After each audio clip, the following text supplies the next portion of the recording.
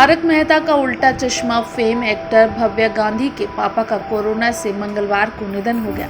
अब उनकी मां ने 1 महीने के स्ट्रगल के बारे में बात की है। एक इंटरव्यू में यशोदा गांधी ने कहा, पिछले साल जब से कोरोना वायरस आया है, मेरे पति सारे प्रिकॉशंस ले रहे थे।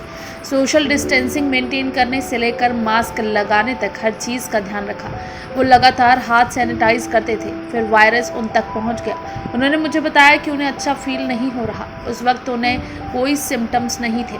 अगले दिन जब मैं उनके रूम में गई तो देखा कि उन्हें हल्का बुखार था, तो मैंने उन्हें तुरंत दवा दी। इसके बाद उन्हें चेस्ट में दर्द होने लगा। इसके बाद उन्हें चेस्ट स्कैनिंग के लिए लेकर गए तो 5% इन्फेक्शन था। डॉक्टर ने कहा कि चिंता की कोई बात नहीं है, उन्हें होम आइसोलेशन में घर पर ही रख सकते हैं। वो 2 दिन रहे लेकिन कोई रिलीफ नहीं मिला। दोबारा उनका सिटी स्कैन हुआ तो हमें पता चला कि इन्फेक्शन डबल हो गया है। हमने उन्हें हॉस्पिटल में एडमिट करने का निर्णय लिया, लेकिन मुझे कोई हॉस्पिटल नहीं मिल रहा था। जहां भी फ़ोन करो वो बोलते हैं कि बीएमसी में रजिस्टर करो और जब नंबर आएगा तो बुलाएंगे। भव्य के मैनेजर की मदद से दादर में उन्हें एक हॉस्पिटल में एडमिट कराया। 2 दिन बाद वहां डॉक्टर्स ने कहा कि इन्हें आईसीयू में रखना होगा और वो हमारे पास नहीं है, तो इन्हें प्लीज़ दूसरे हॉस्पिटल में शिफ्ट कीजिए।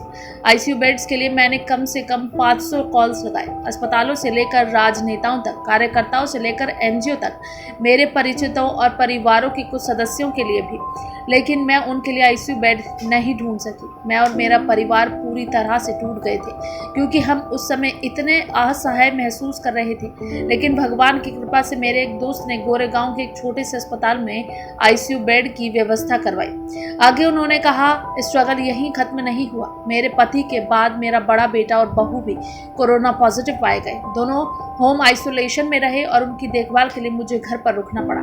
भव्य था जो अकेले सारे इंतजाम करने में लगा था। डॉक्टर ने हमें रेमडेसिविर अरेंज करने के लिए कहा।